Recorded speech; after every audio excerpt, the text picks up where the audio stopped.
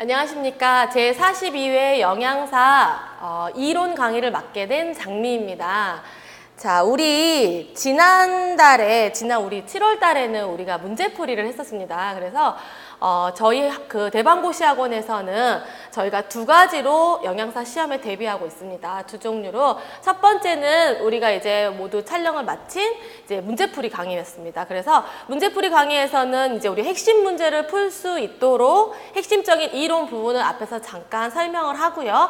그 다음에 이제 문제를 다 풀어 드렸는데 이제 오늘부터는 이제 이론 강의가 시작됩니다. 그래서 이론 강의는 이제 이게 조각조각 난 이론들을 체계적으로 처음부터 끝까지 이제 좀 더 쫙 정리를 해드리는 거예요. 그래서 지금 강의를 많이 기다리고 계시는 분들이 많은데 이제 오늘부터는 이제 문제풀이는 좀 접어두고, 왜냐면 우리가 시험 대비할 때 총정리도 풀고 문제풀이 하는데 이런 거 있잖아요. 꼭 요약집을 다 사잖아요. 핵심 요약집 사잖아요. 또 한 번쯤 이제 이론을 또 이렇게 좀 정리를 하고 싶은 친구들 훨씬 많잖아요. 저도 그랬던 것 같아요. 그래서 이제 오늘부터는 이제 핵심 요약은 당연히 들어가는 거고요. 처음에 시작하는 부분부터 이제 차근차근 시험에 조금 나오지 않아도 이런 내용들을 이제 순차적으로 공부를 할 거고요. 이런 내용들은 사실은 우리가 당연히 지금 영상을 보고 있는 분들은 영양사 합격할 거니까 영양사 업무를 하실 때도 도움이 되니까 꼭 시험에 나오는 내용들만 하시지 마시고, 그런 내용은 이제 시험 보기 한 3주 전부터 하시고, 이제 이런 내용들도 이제 내가 이제 전공을 했던 4년을 정리한다는 생각으로 하시면 되고요. 이제 지금 뭐 제 수업을 듣고 계시는 분들이 대부분일 텐데 제 수업 스타일은 다 아시니까 제가 이제 최대한 자세히 설명을 드릴 거예요. 설명을 드릴 거고, 수업을 들으시면서 모르시는 부분들은 저한테 항상 Q&A 주시고요. 답변은 해드릴 거니까. 자, 이렇게 하시면 되고요. 지금 오늘부터 공부할 교재는 우리 문운당 이론 교재를 가지고 공부를 할 거고요. 저는 이제 식품학부터 시작을 할 거예요. 제가 수업을 지금 어떤 과목부터 하는지 문의가 많은데요. 제가 가르치고 있는 과목 중에 제 과목에서는 식품학을 먼저 공부를 하시고, 그 다음에 조리 원리 하시고요. 그 다음에 끝에 부분에 미생물 있잖아요. 그죠? 듣기만 해도 바로 포기하고 싶은 요 과목. 그래서 미생물 파트 좀 보시고요. 그 다음에 영양학하고 그 다음에 생화학 할 겁니다. 그리고 지금 시험이 이제 12월 22일로 확정이 됐잖아요. 그래서 이제 조금 더 이론은 빨리 찍어달라 하셔가지고 저도 정말 최대한 준비를 많이 하고 있거든요. 왜냐면 제가 이제 여기서도 공무원 언니들을 강의를 하고 있기 때문에 틈틈이 이제 영양사 친구들하고 또 준비를 할 거예요. 그래서 여기 중간중간에 제가 하고 있는 이제 위생이랑 그 다음에 관계법규는 뒤쪽에 할 겁니다.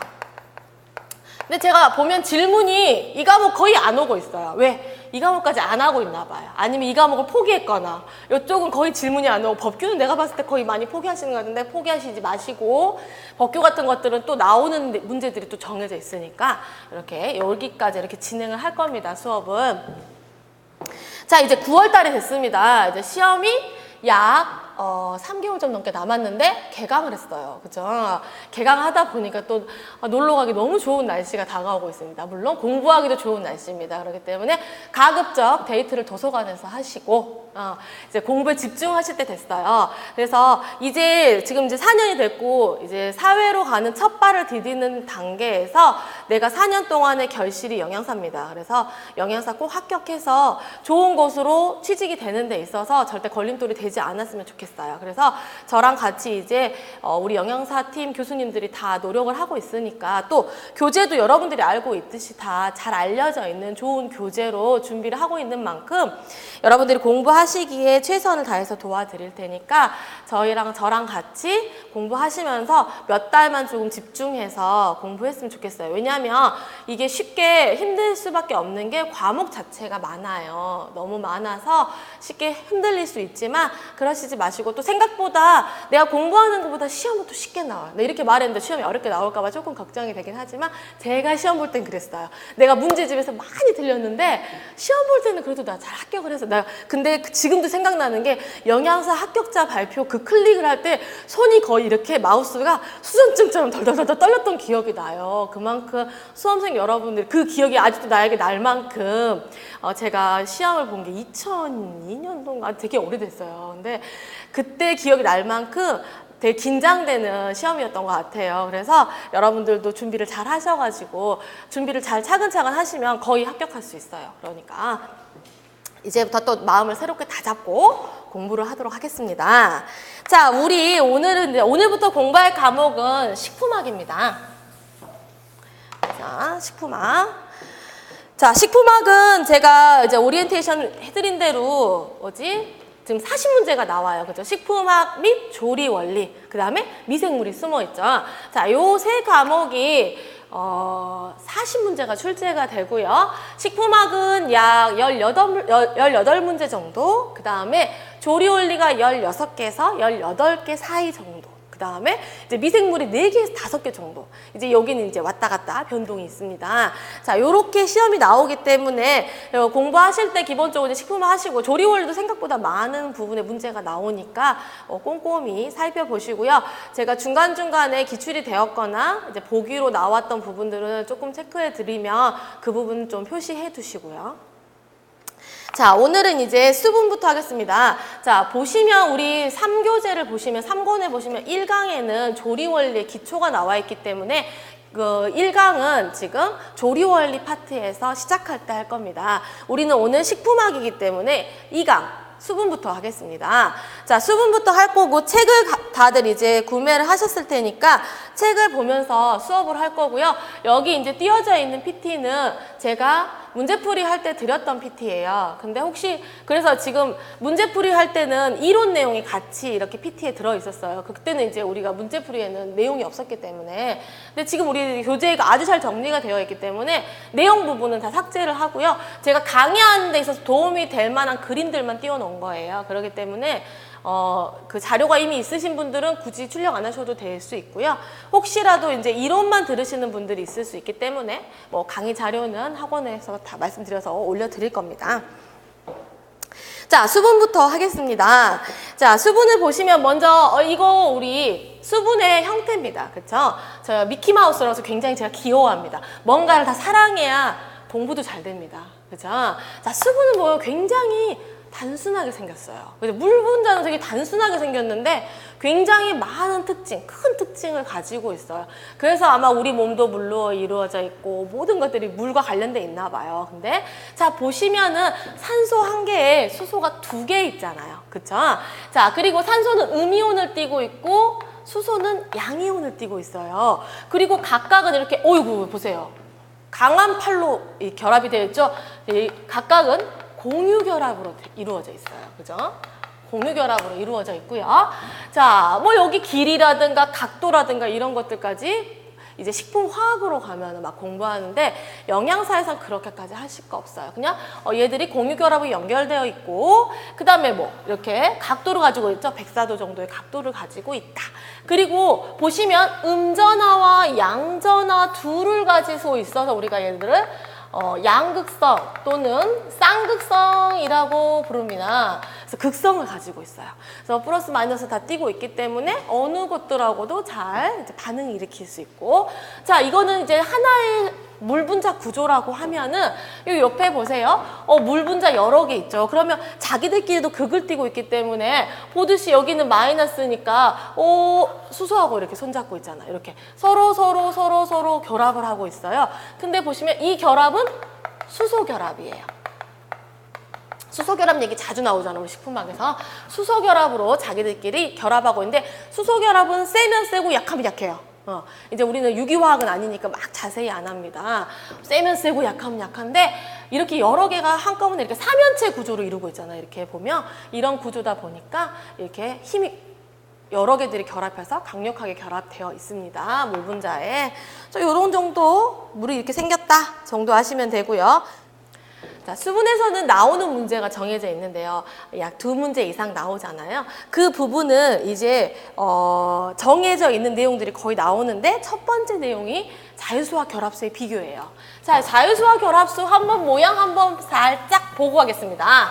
자, 자, 이게 지금 식품 안의 구조예요. 자, 식품 안의 구조를 보면은 여기 식품 성분이에요. 뭐 단백질도 있고 당질도 있고 다른 식품 성분들이 있는데 식품 성분의 주위에 식품 성분을 꽉 잡고 있는 수분이 있어요. 그죠?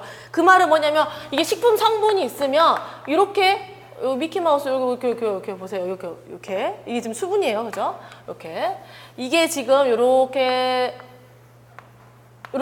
딱 결합을 하고 있어요. 그래서 왜냐면 성분들 안에 예를 들어 뭐 카르복실계라든가 여러 가지 이제 옆에 장기들이 있잖아요. 걔들하고 아까 나왔던 이 미키마우스의 이제 극성이 있기 때문에 걔들하고 이렇게 반응을 꽉 결합하고 있는 이렇게 결합이 되어 있다 해서 그냥 결합수입니다. 결합이 되어 있는 형태 결합수가 있고요. 자, 결합수 위쪽으로 여기 보시면 이렇게 또 분홍색으로 이렇게 빨간색으로 이렇게 있잖아요. 그 부분은 뭐냐면 결합수야 다시 결합. 그러니까 물하고 다시 또 여기면 이게 플러스니까 이렇게 미키마우스 이런 식으로 이렇게 아까 수소 결합 이렇게 됐었잖아요. 이렇게 물하고 다시 또 결합을 하고 있어요. 그래서 다시 한 번의 층을 더 이루고 있는 거예요. 이런 식으로. 그래서 여기 부분이 결합수다 하면은 다시 물하고 물을 결합하고 있는 부분이 준결합수인 거예요. 준결합수 옆으로는 자유로운 영혼들이 있어요. 그죠? 자유수. 그죠? 자유수. 그래서 결합수, 준결합수, 자유수로 나눌 수 있는데 결합수, 준결합수는 그냥 다 같이 결합수라고도 해요. 왜냐하면 어찌됐건 연결이 돼 있기 때문에. 그래서 그냥 결합수로 취급하기도 하고요. 굳이 또 나눠서 결합수, 준결합수라고도 하기도 하고요. 그 다음에 이제 자유수.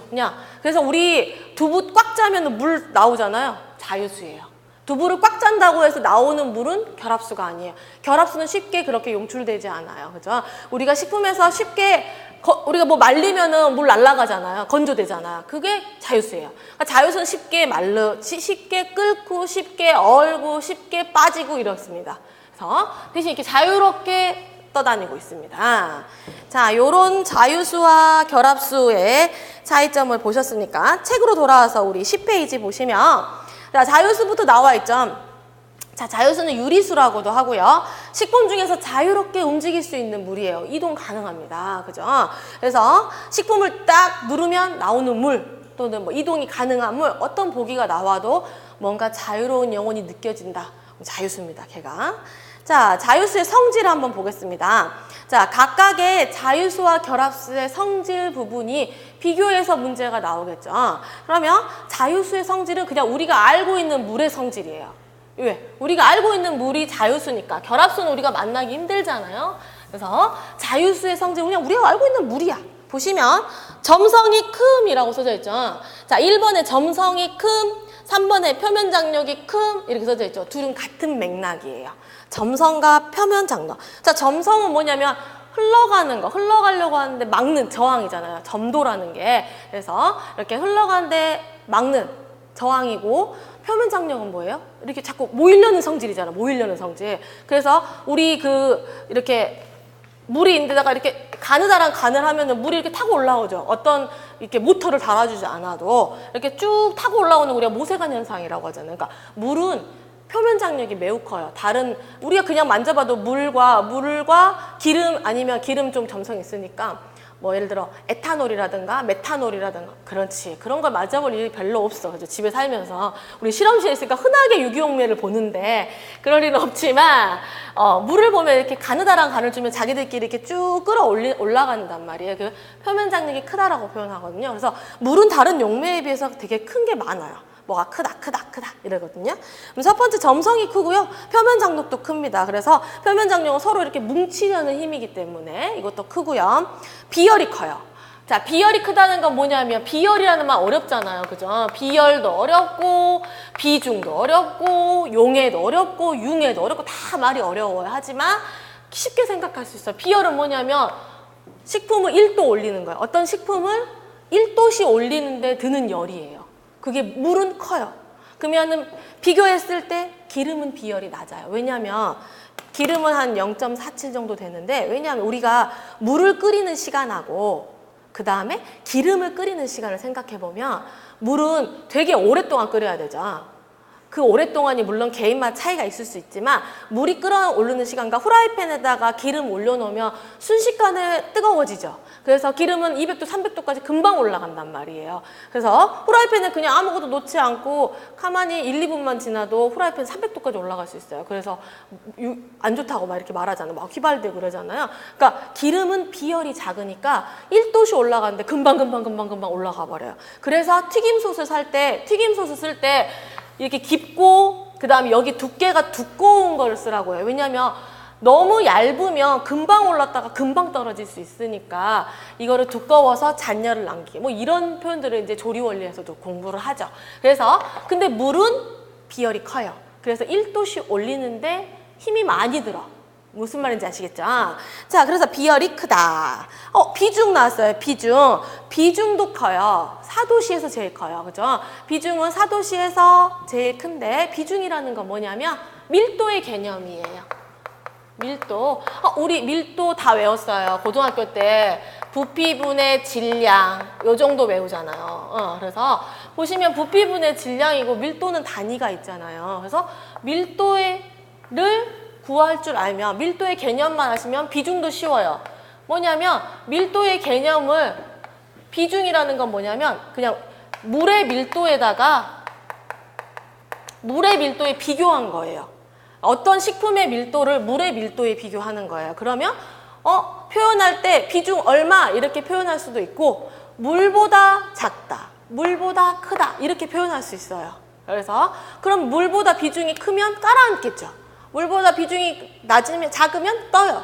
가만히 생각해도 기름은 더 떠요. 위에 떠 있잖아요. 그래서 밀도에 대한 부분을 알고 있으면 비중할 수 있고 비중은 단위가 없어요. 그래서 왜? 그냥 비교한 값이기 때문에. 밀도를 서로 비교한 값이기 때문에 단위가 없습니다. 그러면 이 물에서 이 자유수의 성질에서 비중은 4도씨 제일 큼이라고 써져 있죠? 1이에요. 1. 4도씨에서 1로 제일 큽니다. 그래서 비중은 그런 개념. 비교한 거. 값입니다.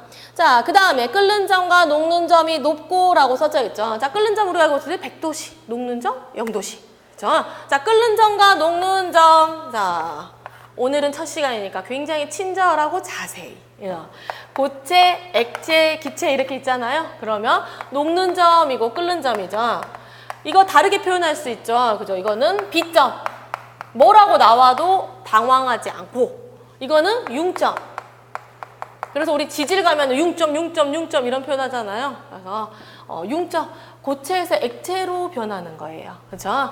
B점, 액체에서 기체로 가는 지점. 그죠? 그래서 물은 0도씨, 100도씨. 그래서 융점과 B점에 따라서 그 식품의 성상이 바뀌게 되죠. 상온에서의. 그죠? 그래서 끓는 점, 100도씨, 녹는 점. 근데 둘 다 굉장히 높은 온도예요. 물도. B점과 융점이 높아요. 다른 애들은 막 마이너스 막 이러거든요. 자, 증발열이 큼이라고 써져 있죠. 자, 증발열을 우리가 다른 말로 하면 기화열이에요. 기화열. 액체에서 기체로 가려면 열이 필요하잖아요. 그 열이에요. 그래서 증발열도 커요. 뭐든지 다 크죠. 우선 기본적으로 큽니다. 물이. 그래서 우리가 물이 증발열이 크기 때문에 뭐 여담이지만 내가 이제 이런 여담을 할 때는 기억을 많이 하라고. 왜냐하면 시험장에 가면 갑자기 머리가 하얘진다. 그럴 때 선생님의 농담과 선생님의 판서를 좀 기억하길 내가 항상 바라는 마음이 있거든요. 뭐냐면 이제 여담일 수 있고 식품학이 아니에요. 뭐냐면 우리가 막 몸에 막 열심히 극심하게 운동을 하면 막 몸에 이제 열이 올라오잖아요. 그럼 땀이 나죠. 그럼 땀이 식으면서 순식간에 체온이 낮아지잖아요. 우리 체온이라는 건 항상성을 유지해야 되기 때문에 이 물의 기화열이 크니까 말 그대로 땀이 나면서 열을 뺏어가기 때문에 이 기와 액체에서 기체로 바뀌면서 땀이 날아가면서 체온을 빨리 떨어뜨릴 수 있어요. 이런 거하고 똑같은 겁니다. 그래서 물의 원리도 기화열이 크다. 자, 그 다음에 6번 중요합니다. 자, 6번 보시면 미생물의 생육과 증식이 이용될 수 있어요. 그래서 그럼 무슨 말이에요? 결합수는 미생물이 이용할 수도 없는 물이고 이 자유수를 이용해요. 그러면 식품을 부패하거나 변질시키거나 발효시키거나 어떠한 식품을 통해 기작을 하려면 미생물이 물이 필요하다는 거예요. 그때 중요한 물이 누구다? 자유수. 그래서 이 미생물의 증식을 억제한다는 건 뭐예요? 식품을 좀 더 장시간, 오랜 시간 동안 내가 보존하고 싶어. 아니면 좀 상하는 거 빨리 막고 싶어. 그러면 건조를 시킨다거나 뭔가 수분에 대한 제재 조치가 들어가야 될 때 어떤 물을 잡아야 되냐? 자유수를 잡아야 돼요. 그죠? 자유수에 따라서 미생물의 생육과 증식이 달라집니다. 자, 주변 환경에 따라 변동되기 쉬운 거, 짜면은 빠져나오고 이런 식으로 움직일 수 있는 물. 자, 그 다음에 8번 보시면 화학 반응에 직간접적으로 관여하는 거. 어떤 반응에 있어서 관여해서 우리 화학 반응의 용매로 가장 많이 쓰이는 게 물이죠. 자, 그 다음에 용질에 대해서 용매로 작용한다. 자, 물의 가장 중요한 역할이에요. 용질이 누구예요? 뭐 당이라든가 염류라는 건 뭐예요? 뭐 소금이라든가 이런 걸 다 염류라고 하잖아요. NaC, 뭐 KOH 이런 식으로 염류 이런 애들. 그 다음에 수용성 단백질 등에 대해서 용매로 작용할 수 있고, 식품을 건조시키면 제거되고 0도 이하로 냉각시키면 동결되고, 이런 것들은 다 자유수의 특징입니다. 우리가 알고 있는 그냥 물의 특징. 자, 그럼 결합수를 봅시다. 자, 결합수는 기본적으로 정의를 보시면 식품의 구성 성분인 탄수화물이나 단백질 등과 강하게 결합되어 있는 물입니다. 자, 그때 결합되어 있는 형태는 뭐예요? 첫 번째 이온 결합이 되어 있거나, 두 번째 수소 결합되어 있거나. 그래서 결합수는 이온 결합이나 수소 결합을 하고 있어요. 누구랑? 식품 성분이랑. 그래서 이렇게 하고 있고요. 그러다 보니까 특징이 완전 자유수랑 달라요. 먼저 첫 번째 특징 보세요. 0도씨 이하에서 액상으로 존재한다라고 이제 이게 보면은 이 책이 되게 고마운 게 내가 빨강색으로 내 스스로도 표시를 하거나 여러분들한테 말해줘야 되거나 줄을 그어야 되는 부분에 미리 본인들 판단하에 빨강색으로 많이 칠해놨습니다. 그러니까 이런 부분에서 중요한 부분들이 있으니까, 그리고 또 이거를 쓰신 분들도 오랫동안 식품을 해오신 분들이기 때문에 이런 부분들 잘 체크해서 보시면 좋습니다. 그죠? 자, 0도씨 이하에서 액상으로 존재한다는 건 0도씨 이하에서 얼지 않아요. 그죠? 급기야는 마이너스 20도씨 이하에서도 안 얼어요. 그러면 우리가 집에서 쓰는 냉동고 한 번도 보신 적 없을 거예요, 아마. 저도 그 나이 때 우리 집의 냉동실 온도 체크해 본 적 없었던 것 같아요. 자, 그런데 냉동실 온도 잘 보시면 한 마이너스 20도 정도 되거든요. 그래서 마이너스 20도 정도 이하로 얼렸을 때 식품이 깡깡 얼잖아. 자유수가 온 거예요. 결합수는 얼지 않아요. 잘 안 얼어요. 그래서 이렇게 얼지 않는 물이고요. 자, 결합수의 성질 보시면 첫 번째 나와 있는 게 수중기압이 낮음이라고 써져 있습니다. 아, 수중기압 나오면 벌써 머리가 아픕니다. 그죠? 수분활성 나올 때도 수중기압 나오면 머리 아프잖아요.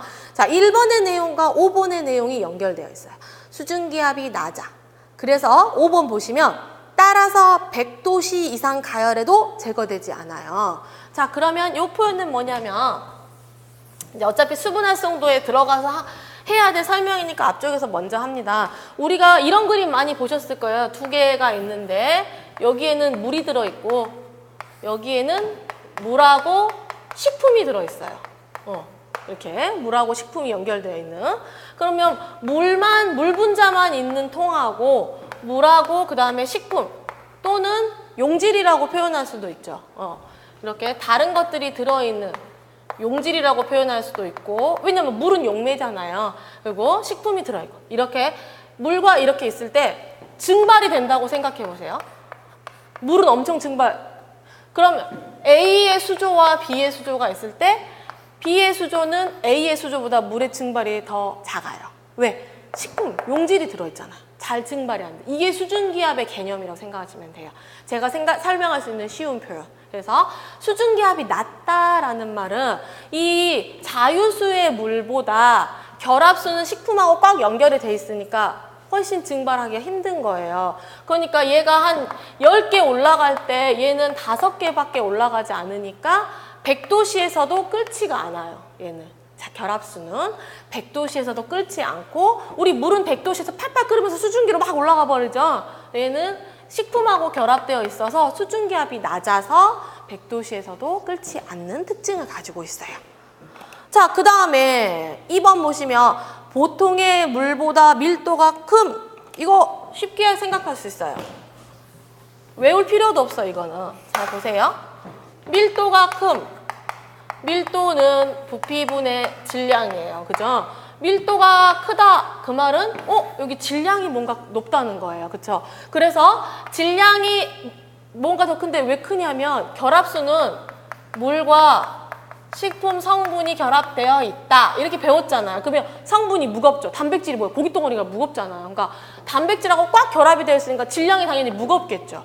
그래서 자유수보다 결합수가 밀도가 클 수밖에 없어요. 밀도가 크다. 이런 특징. 자, 그 다음에 용질에 대해서 용매로 작용하지 않아요. 그래서 일반적인 물의 특성과 달리 용매로 작용하지 않아요. 그리고 아까 했던 거하고 반대로 생각하시면 돼요. 0도씨에서도 얼지 않아요. 마이너스 20도씨 이하에도 얼지 않는다. 그래도 맞는 말이에요. 100도씨 이상에서도 끓지 않고, 식품을 건조하거나 압착해도 제거되지 않아요. 그죠? 그래서 결합수를 우리가 보기엔 되게 힘들겠죠. 왜냐면 정말 많이 자유수가 다 날아가요. 이제 결합수의 형태가 있는 거.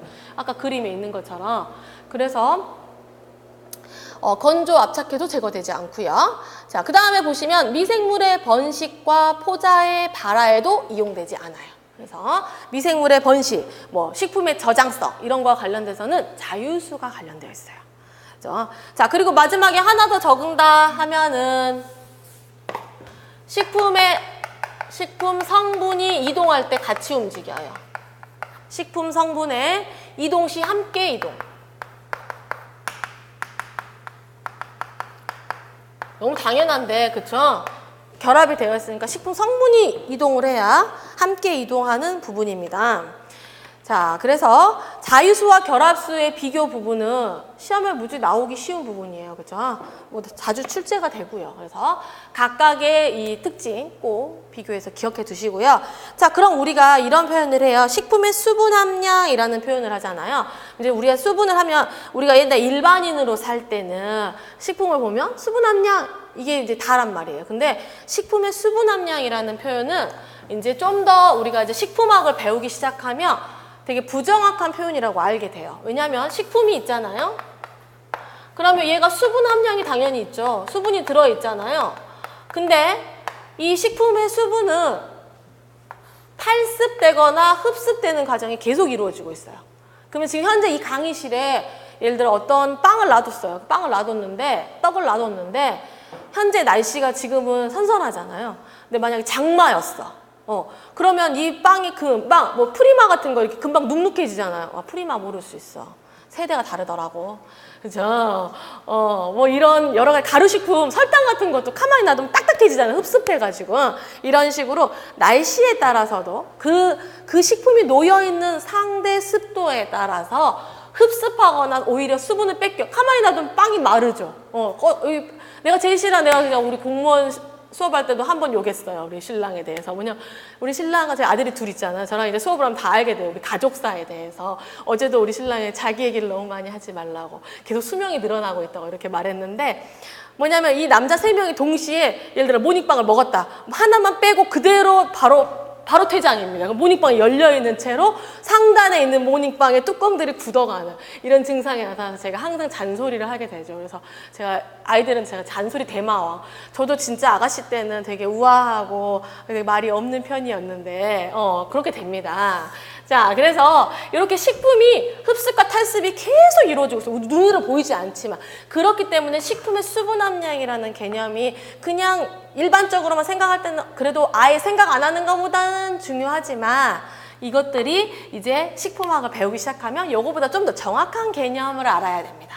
자, 이겁니다. 그래서 자, 수분 함량과 수분 활성도라는 표현을 하게 되는데 식품학을 하기 시작하면 이 내용은 잘 안 나옵니다. 이제 뒤쪽에 이제 수분 활성도에 대한 내용이 계속 나오기 시작해요. 그렇기 때문에 한번 잡고 가는 거예요. 자, 식품의 수분 함량이라는 거는 그냥 어떠한 조건 없이 내가 그냥 현재 놓여 있는 빵을 105도씨에서 제일 쉬운 방법. 우리 아마 식품학 수업 시간에 식품학 실험 내가 제 기억에 나거든요. 식품학 실습에서 했었는데 이렇게 105도씨 상압 건조법 이런 거 하면은 100도 이하로 그냥 이렇게 수분을 날린 다음에 무게를 재면서 함량에 도달하면 수분 함량을 찍는 이게 그냥 이런 거예요.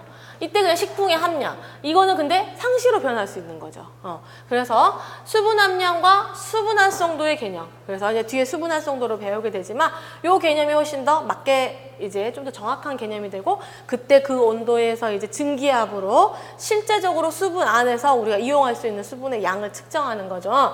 자, 그래서 보시면 되게 헷갈리실 수 있는 게 요 앞쪽에서는 숫자가 거의 비슷한데 뒤쪽으로 내려와 보세요. 수분 함량이 50% 이상 정도면 약 0.9고요.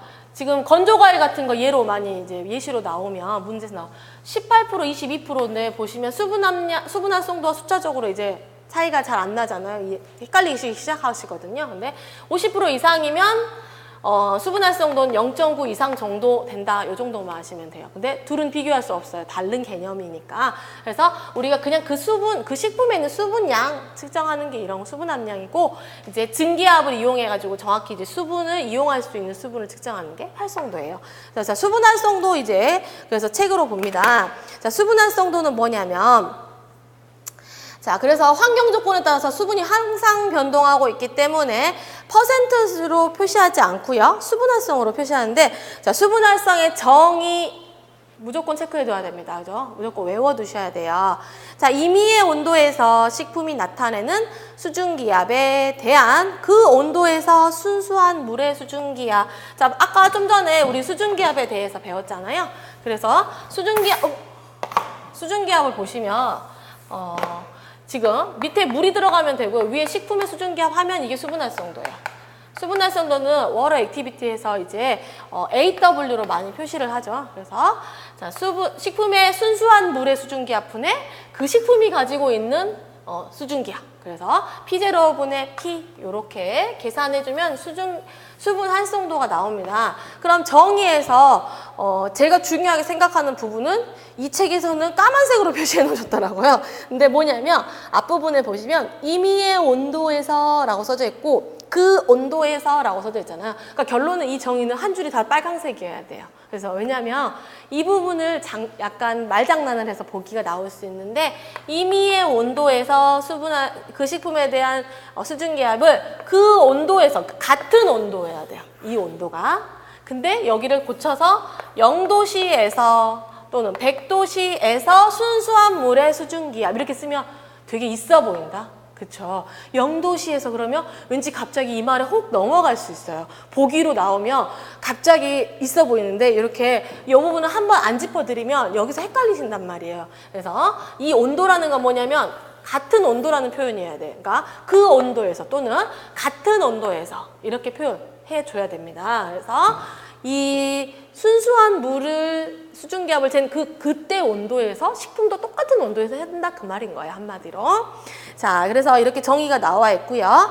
자, 우리가 문제를 풀 때는 요 용매 용질과 관련된 이 라우레 법칙의 문제를 풀잖아요. 자, 보시면 밑에 식품의 수증기압은 용질의 종류와 양에 의해서 영향을 받아요. 아까 그림을 그릴 때 수조에다가 안에 용질을 막 넣었잖아요. 그러니까 그 안에 뭐 들어있냐에 따라서 달라질 수 있다는 거예요. 그래서 용질의 종류와 양에 영향을 받는다라고 해서 자, 수증기압을 보시면 이제 용질과 용매로 다시 계산할 때 보시면 용질 플러스 용매 위에 용매 이렇게 주면 됩니다. 우리 문제풀이에서 다 문제 풀어보셨죠? 그래서 용질량 플러스 용매 그다음에 용매 해가지고 계산해서 하는 거 이렇게 계산 문제 시험에 나옵니다. 자, 그 다음에 보시면 이제 1번 원문자 보시면 식품의 수분 활성도는 1보다 작거나 같다라고 써져 있죠. 작거나 같다라고 써져 있는데 그 내용 보시면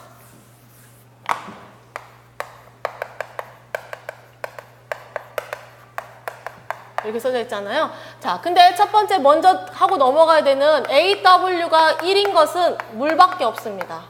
그렇죠? 어떤 식품도 물보다 더 수분이 많진 않아요. 물이 최고 많아요. 그렇죠? 그래서 물이고요. 모든 식품, 물을 제외한 모든 식품은 AW가 1보다 작아요. 그렇죠? 같을 수 없습니다. 같은 건 그냥 물이에요. 그렇죠? 순수한 물이고 AW가 1보다 작아요. 그래서 여기 보시면 과일, 채소 보시면 0.99잖아요. 더 물이 많다. 그래도 0.99999입니다. 1은 안 돼요. 절대. 1이 되면 물이에요. 그냥. 자, 그 부분 헷갈리시지 말까. 자, 다음 장 넘겨봅시다. 그래서 뭐 각각의 식품들이 이제 뭐 젤리라든가 이런 것들이 얼만큼 되는지 이런 내용들 나와 있습니다. 자, 2번 동그라미 보시면, 자, 그러면 우리가 수분 활성도는 그냥 우리가 실생활에서는 조금 어렵습니다라고 했을 때, 자, 상대 습도와의 관계 한번 봅시다. 자, 상대 습도는 우리가 말 그대로 습도인데 상대적인 거죠. 상대 습도는 계속 변하고 있잖아요. 자, 상대 습도는 그 상대 습도와 평형을 이루고 있는 식품의 수분 활성도의 100이다라고 써져 있잖아요. 자, 이 부분을 조금 더 자세히 생각해 보자면 이 상대 습도 앞부분에 평형 상대 습도라고 쓰는 게 좀 더 정확히 이해할 수 있습니다. 평형 상대 습도.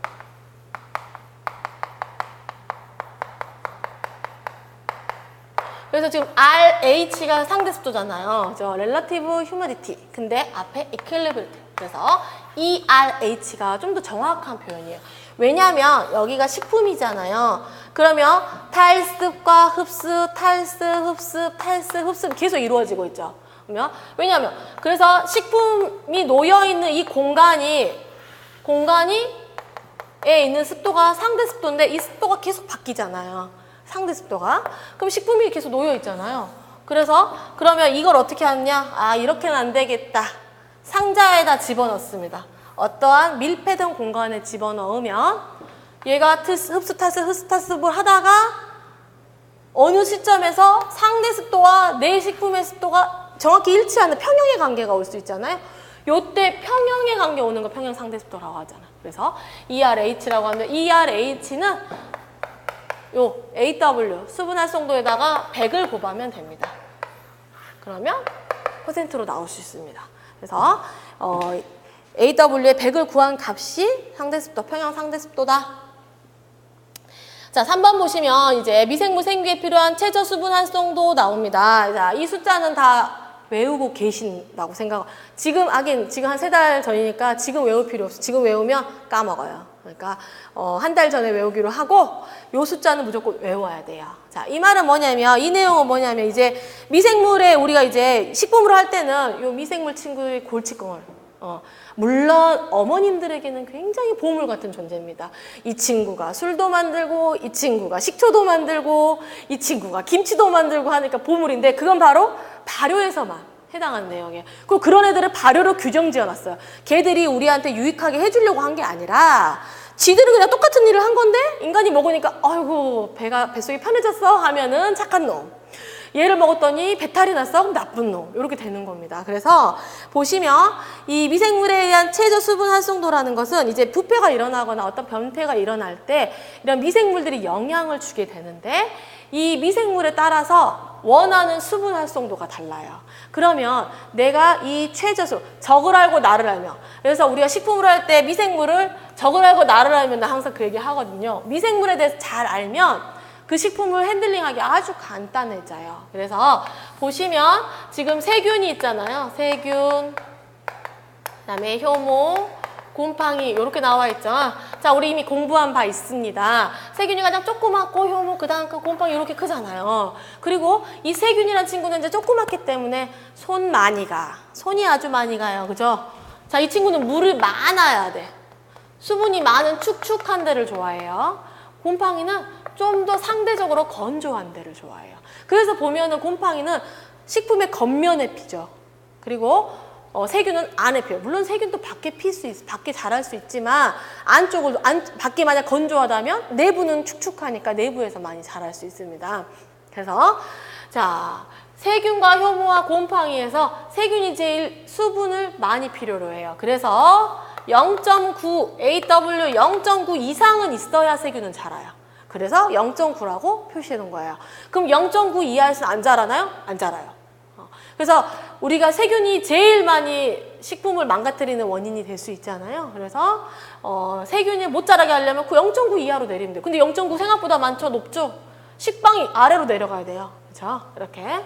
자, 그래서 그 다음 보시면 효모는 0.88 정도 되고요. 곰팡이는 0.80입니다. 그러면 우리는 어떻게 해야 돼? 우리는 우선 식품의 안전에 대해서는 나중에 생각해야 돼. 왜? 영양사가 된 다음에. 자, 요 숫자를 기억을 해주십니다. 자, 그 다음에 예외가 있어요. 예외는 뭐냐면 내건성 곰팡이. 이 친구는 0.65에서까지 버틸 수 있어요. 버틴다고 이제 표현하는 거예요. 이렇게 아래로 내려갔는데도 버티는 거예요. 그 다음에 더 센 놈이 나타났어. 뇌삼투압성 효모. 얘는 이제 삼투압도 버텨. 근데 사실은 뇌건성이나 뇌삼투압성이나 다 비슷한 표현이에요. 왜냐면 뇌건성이라는 거면 물이 낮아졌다. 삼투압도 마찬가지로 물이 줄어들었다는 거잖아요. 그래서 얘는 0.6까지도 버팁니다. 자, 그래서 우리는 이 5가지에 대해서 숫자를 기억해야 되고요. 그러면 보기에 이렇게 나올 수 있어요. 다음 중 수분활성도에 대한 설명이 틀린 것은 이렇게 할 때, 자, 식품의 수분활성도 0.6 이하에서는 대부분의 미생물이 자라지 못한다. 맞습니다. 그죠? 마지노선이 여기 0.8이 아니라 0.6으로 내려갈 수 있어요. 이 아이들이 자랄 수 있기 때문에. 그래서 이런 애들의 뇌삼투압성 효모 어디서 만나냐면 잼. 물론 우리 집에서는 잼이 곰팡이가 필 때까지 놔두지 않고 잼만 퍼먹고 이래가지고 제가 맨날 싸우지만 이렇게 자취 같은 거 하면은 마요네즈 막 충분히 되고 그 다음에 잼에 뭐 피 정도면 진짜 오래된 잼이에요. 그래서 어제 TV에도 나오는데 유통기한하게 막 2016년 이렇게 갈 수 있지만 어찌됐건 잼 같은 환경에서도 자랄 수 있다는 애들, 이런 애들. 이런 애들 숫자 우리 기억해 둡시다. 자, 그래서 AW를 낮추어서 식품을 보존하는 방법이라고 써져 있잖아요. 저 요 4가지, 자, 이게 4가지가 나오면 여러분들 오지선다형이잖아요. 보면은 아주 시험 내기 좋아요. 나도 시험을 많이 내보지만 4개가 정답이 정해져 있고 하나만 다른 소리를 쓰면 되기 때문에 이 4가지 꼭 기억해 두셔야 돼요. 그래서 뭐냐면 이제 수분활성도를 낮추면 미생물이 잘 못 자라니까 식품 오랫동안 보관할 수 있잖아요. 그래서 첫 번째는 그냥 생각해도 건조. 물 빼면 돼요. 그래서 식품을 수분활성도 낮춘 첫 번째는 건조, 두 번째는 생각 이외로 냉동이에요. 냉동. 그럼 냉동이 어떻게 냉장은 아닙니다. 냉동이에요. 냉동이 되면은 왜 수분활성도가 낮아지지라고 생각할 수 있는데, 자, 냉동실에다가 우리가 식품을 넣어 봅시다. 고기 덩어리를 넣었잖아요. 자, 고기를 넣으면 어떤 현상이 일어나느냐? 냉동실에 들어가는 고기는 이제 역경에 오죠. 너무 추워. 그러면 이 고기도 보시면 겉면이 먼저 추워. 그쵸? 겉면이 먼저 추웠고 안에보다 얘가 더 먼저 춥잖아요. 그러면 여기 겉면부터 얼기 시작을 한단 말이에요. 그죠? 얼기 시작을 하다 그러면 언다는 거는 빈결정이 생기는 거예요. 그죠? 빈결정. 우리가 무슨 핵이 생기면 거기로 막 모이잖아요. 그러면 이렇게 겉면으로 이렇게 결정이 생기면서 이 식품 안에 있는 수분들이 야, 저기 얼음 생겼다. 그리고 막 움직여. 이렇게 가가지고 계속 빈결정이 커집니다. 빈결정이 커지면서 얼음이 돼요. 그래서 우리가 고기를 다시 녹이면 핏물이 쭉 빠져 있잖아요. 그런 현상을 고급스럽게 드립이라고 하고, 우리 저장학 때 다 배웠죠? 드립이라고 말하는 드립. 그렇기 때문에 이제 좀 이제 공부를 하면 이래도 핏물이 나왔네? 이렇게 말하자고 드립 현상이 나타났네? 이렇게 표현하면 있어 보입니다. 있어 보여. 자, 드립 현상이 일어날 수 있는 게 이렇게 수분이 이렇게 커져 있다가 커지면 뭐 어떻게 돼요? 조직이 찢어질 수밖에 없죠. 그래서 냉장육과 냉동육은 고기 맛이 틀려지잖아요. 그래서 이렇게 고기 육질이 좀 찢어져 있는 틈을 타고 거기 얼었던 물이 다시 제자리로 가지 못하고 녹으면 이렇게 쭉 물이 흘러내리는 거예요. 그래서 그걸 잘 생각해 보면 뭐냐면, 자, 얼음 결정이 얼었네 라고 움직이죠. 수분이 이동을 해요. 그러면 고기 안에 있는 식품 성분의 입장에서는 어떤 개념이 되냐? 탈수가 일어나는 거예요. 한마디로. 그 친구들은 원래 물이 촉촉하게 있었는데 물이 얼어버려서 얼음으로 바뀌면서 이 식품 성분의 입장에서는 탈수가 이루어지는 거예요. 그 얼음물은 누구겠어요? 자유수예요. 그 얼음물을 결합수라고 생각하시면 안 돼요. 자유수. 자유수도 친구들이 움직일 수 있는 거죠. 결합수는 그대로 연결돼 있어요. 그리고 0도씨 이하에서 잘 얼지도 않아요. 그래서 탈수가 돼버리는 겁니다. 그래서 성분의 입장에서는 물이 빠졌기 때문에 건조하고 같은 개념이에요. 그래서 아까 나온 건조와 냉동에 있는 내용은 물의 입장에서는 비슷한 거예요.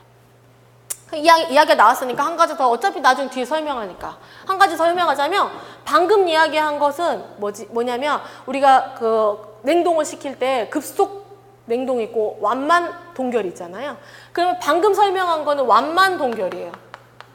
완만 동결이란 건 뭐냐면 온도를 낮출 때 낮은 온도 서서히 낮춰주면 물 분자가 우와 빈결이 계속 생긴다고 이동을 합니다, 밖으로. 그래서 빈결이 이렇게 점점 커지고 조직을 더 많이 찢어버리고 드립 현상도 세지고 탈수가 일어나는데 급속 동결이라는 건 뭐냐면 최대 빈결점. 그래서 얼음이 최고로 이렇게 결정이 커지게 되는 그 온도를 빨리 지나가서 아래로 확 내려가면 마이너스 30이나 마이너스 40도로 급속도로 탁 냉각을 시키게 되면 물이 가든 순간에 얼어버리는 거예요.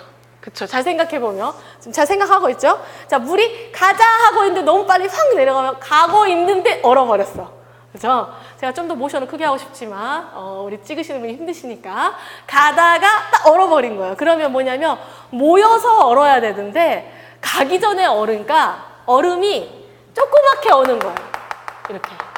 그리고 식품 곳곳에 이렇게 조그맣게 얼어 있으니까 크기가 작으니까 잘 안 찢어지고 조직도 별로 안 상하면서 얼음의 결정이 작아지잖아요. 그래서 급속 동결하는 게 훨씬 식품한테 좋다는 얘기를 하는 게 걔가 표면까지 갈 시간이 없이 얼려버리는 거예요. 그래서 이런 동결의 방법, 급속이든 완만이든 간에 이건 이제 식품에 대한 내용이지 둘의 방법, 어떻게 하든 동결의 방법은 식품 성분에서 물이 빠져나와서 결정이 되기 때문에 탈수의 개념이 되니까 수분 활성도가 낮아지는 거예요. 자, 그 다음 보시면 염장, 당장 이쪽으로 다 알고 있는 것처럼 염장하면 소금 넣잖아요. 그죠? 염장하면 소금 넣고 당장하면 설탕 넣죠.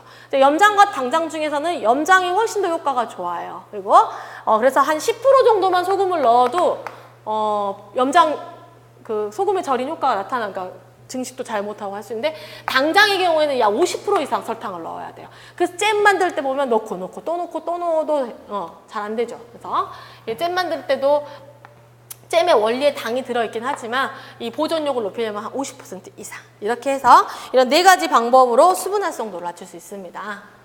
자, 10분 쉬었다가 하겠습니다. 이게 지우개가요.